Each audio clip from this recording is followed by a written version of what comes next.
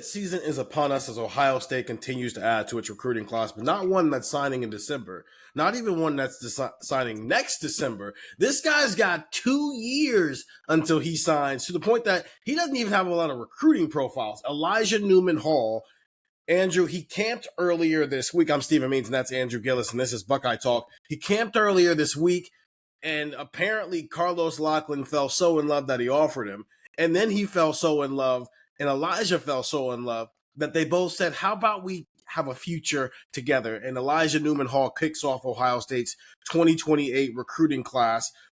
What do we think of this? This is Ohio State's first commitment in the 2028 recruiting class. What do we think about what Carlos Lachlan has done? Because I am assuming that this kid is a pretty highly rated kid whenever the 2028 recruiting rankings come out, because there's no reason why you would take a kid who's got a future as a 3-star recruit this early. I have a lot of thoughts. The first thing I thought of as I was writing it, I went, oh man, it's conceivable that this is the first Ohio State commitment that was born in the 2010s, because he's going to graduate high school in 2028. And I went, oh man, oh no, he wasn't alive for much of the Jim Tressel era. Oh, that's crazy. Yeah. So first off, my own mortality was the first thing I thought of, obviously. But then you start to look at the running back and you go, okay, let me, this kind of popped, I think, to people outside of the building, maybe a little bit surprisingly. So you went, okay, let's read all about him. He does not have a 247 page. I texted this out to our texters, 614-350-3315.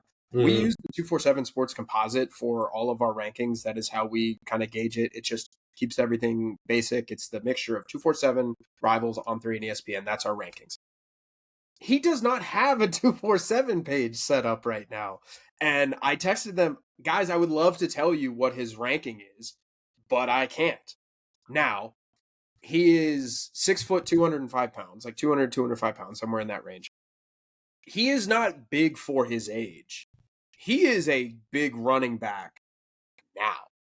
Like, if I told you Ohio State took a 2026 running back that moves like him, that looks like him, that acts like him, that is like him, you probably go, okay, that makes sense. He's got the college size. If this was a 26 kid, we would be saying, 6 foot, 205 pounds. He can immediately come to Columbus and play. He's immediately got all of this college-ready body, like ready to go. And he's a freshman in high school, or rather he just finished his freshman year of high school. His commitment is maybe going to be as long as his playing career at Ohio State. Like, if he spends 3 years at Ohio State, he might not be like that. The timelines are going to be very, very unique. So this was a unique commitment because Ohio State, they have one kid, Favor Akey, committed in the 2026 class. They have 0 in the 2027 class. And Carlos Lachlan, like you said, he obviously fell in love. He obviously went, this is a kid that I need to have. This is a kid that can help us build our recruiting class out. And Ohio State now has a pledge in 2028. They only even have 2 in 2027. Mm-hmm. That's 4-star quarterback Brady Edmonds and 5-star receiver Jameer Brown. So this is a pretty unique recruitment, especially at running back. I think typically when you see commitments this far ahead, and Stephen, you can talk about this as well, they are quarterbacks or they are, wow, this kid is an elite, already traits-driven player like a receiver. And at running back, it is unique to see this pretty early, but Carlos Lachlan, I mean, he's done a great job recruiting for Ohio State so far. He's done a great job kind of adding to this room so far, and I think you have to trust him. And I can sit here and say it's kind of crazy that we're talking about a kid who's going to be in the 2028 class, but here's where we're at. Ohio State has their first on the board. So I have all 8 of Ryan Day's first commitments as a head coach. So it doesn't include the 2019 class and 2020 classes, because those classes started when Urban Meyer was still the head coach here. 2019, a transitional year, and then you had guys like Paris Johnson and Jack Miller in the 2020 class, and even Legend Cavazos at the time, who were already committed to Ohio State. Legend Cavazos decommitted and then recommitted after he got to know Ryan Day and Jeff Hafley as a new defensive coordinator. 2021 and on are the classes that were built from scratch, where everybody who committed in those classes were committing to a program where Ryan Day was a head coach. In 2021, Jack Sawyer was the first commitment. 5-star defensive end. He's from Ohio. So 5-star NFL premier position, and he's from Ohio. You take the kid. 2022, Jair Brown was actually a first guy. He was living in Louisiana at the time, but he had strong ties to Cincinnati, Ohio. In fact, within like 3 months after his commitment, he moved back to Cincinnati, Ohio. He played 2 seasons at Ohio State. He even got a chance to start as a true freshman against Wisconsin in 2022. He ends up transferring to LSU. So far, you're 2 for 2 with first commit actually makes it to signing day. 2023 is the first time your first commit didn't make it to signing day. Ty Lockwood, a tight end who was a top 100 recruit out of Tennessee. He gets offered by Bama late in the cycle, ends up flipping to Bama and signing with them. You were okay with it because you already had Jelani Thurman also in the class. You thought you were getting both. You ended up with one. Ty Lockwood played 2 years at Alabama, and now he's since transferred to Boston College. The reason why he flipped to Alabama was because he had always dreamed of playing for Nick Saban, which, okay, Tennessee kid, grew up watching Nick Saban dominate the SEC. I understand that. 2024, Dylan Raiola kicks off the class, living in Arizona at the time. He ends up moving to Georgia to go to Buford High School. He flips to Georgia literally, like, I want to say like a week after Jeremiah Smith committed to Ohio State. Maybe not even that long, but commits to Ohio State early, flips to Georgia, and then flips to Nebraska on signing day, and he's Nebraska's starting quarterback. It has been since his true freshman season. 2025, Tavian St. Clair kicks off the class. A rising quarterback recruit from Bell Fountain, Ohio. It essentially became a Ryan Montgomery versus Tavian St. Clair conversation. Tavian St. Clair ends up developing the way that Ohio State views him as the quarterback. He kicks off that class. And he became a 5-star. And he did. The player who was not a 5-star when he committed became correct. Right. 2026, Chris Henry Jr., 5-star wide receiver, at the time was living in Southern Ohio.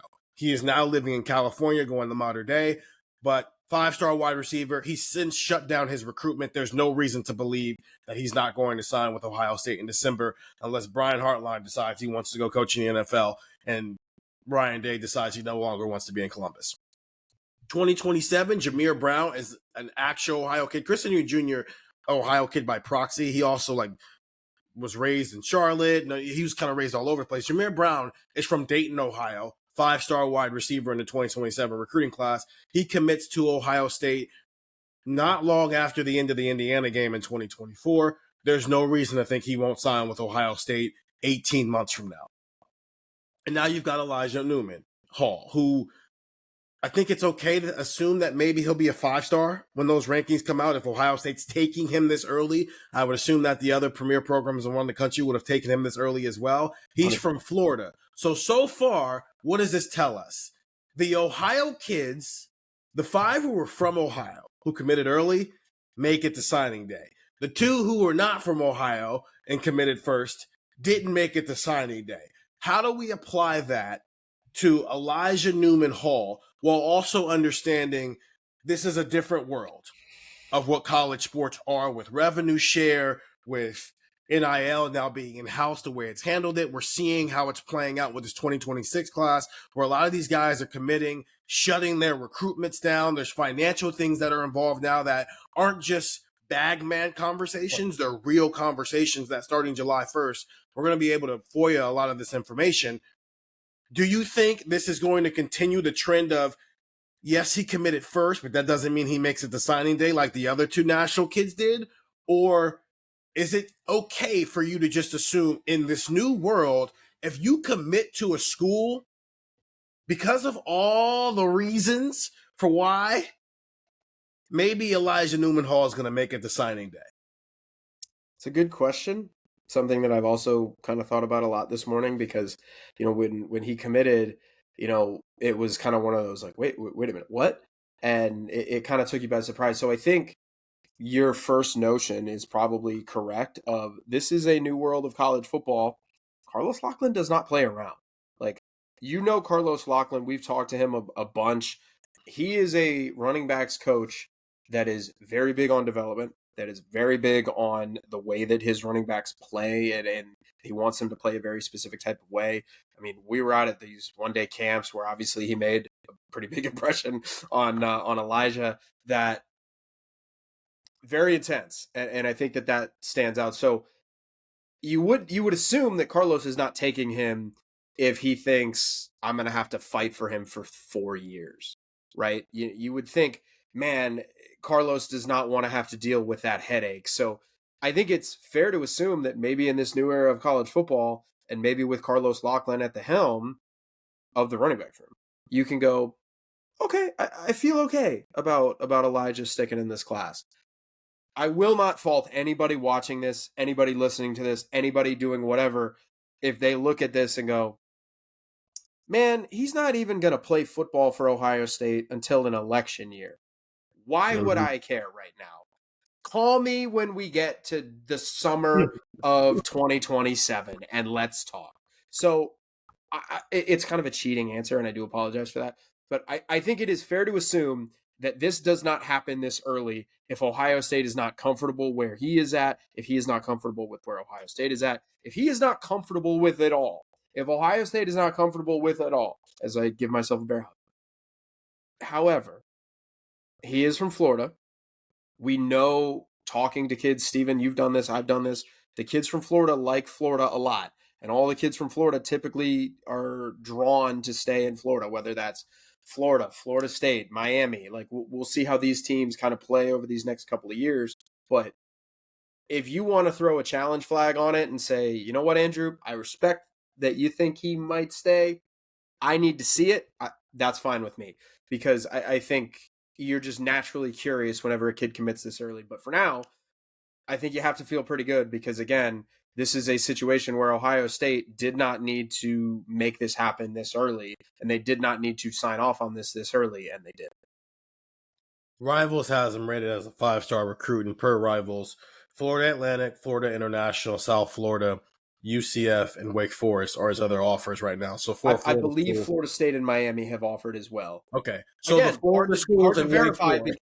Hard to verify because he does not have a page where everything is exactly listed yet. Well, because it's growing, and I'm sure that list will continue to grow over the next couple weeks. I'm sure they're making their way around to different camps this June, and so if Rivals has him rated as a 5-star, I'm sure whenever the 2028 rankings come out, whether you're talking about individual website rankings or the composite rankings come out, he'll be rated 5-star, or at least a high 4-star when those rankings come out. Get the text 614-350-3315. Ohio State has officially kicked off its 2028 recruiting class. Once again, kicking things off with a 5-star recruit. They did that in 2021. They did that in 2024. They did that in 2026. And they've done that in 2027. And now they've done it with 2028, kicking off a recruiting class with a 5-star recruit. This is the third time they kicked off a recruiting class with a non-Ohio kid. And it's Elijah Newman-Hall, a running back from out of Tampa, Florida. 614-350-3315. We went there with that information first, and as we learn more about Elijah, that's where we'll be going with that information. That's Andrew. I'm Stephen. Ohio State on the board in 2028 with Elijah Newman-Hall.